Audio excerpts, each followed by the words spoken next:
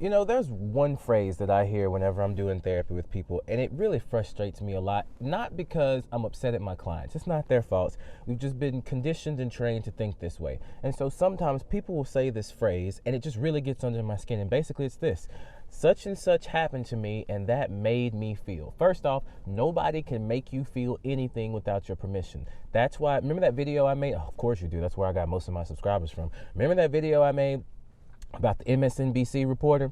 The reason people were getting so upset is because they felt offended. Just because something is offensive doesn't mean that you have to be offended by it. But whenever you think that things can make you feel stuff, that's why you're walking around getting your feelings hurt all the time, because you're just so open and you have zero boundaries between you and the things that happen to you. So, for example, let's take a word that means nothing. Shasalagusa. I just made that. Actually, I didn't make it up. I stole it from one of my clients. What's up, boss? Shasalagusa, right? That word means absolutely nothing. Now, if I told you that Shasalagusa was the name for the relationship between, I don't know, Black America and police officers, now all of a sudden that word has all this meaning and stuff to it. So when you say, how does something make you feel, what you really are saying is, what is the meaning that I've attributed to this particular word, phrase, or situation that I find myself in? The situational therapist. The word, phrase, or situation that I find myself in. And so that's why it annoys me when I hear all these therapists talking about, how does that make you feel? What do you mean? How does that make you feel? When you say, how does that make you feel? What you're asking is, how are you allowing this situation to hijack your decision-making process so that you can blame the decision that you made on the feeling instead of a free will choice to make that decision? That's what you're really asking.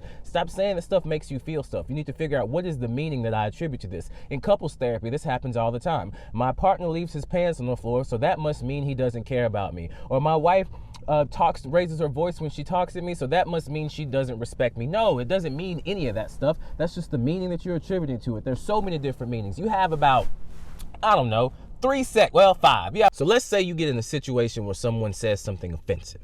You got about 5 seconds. And in those 5 seconds, you got to make a decision. I know that I feel like what they said has upset me in some way.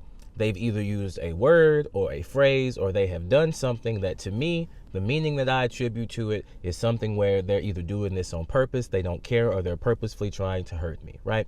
What is a different meaning that I can attribute to this situation? Well, you can start saying, this is just a situation for me to practice letting things go. That's the meaning that you attribute to it. It's very difficult to both be learning a life lesson and be offended at the same time. So instead of being offended, make the decision to say, this is a situation where I'm going to let something go. And how do you let stuff go? You acknowledge that it happened. This person said this, and then you go on about your life. What do I got to do for lunch? What am I going to have for dinner? What am I planning to do next week, right?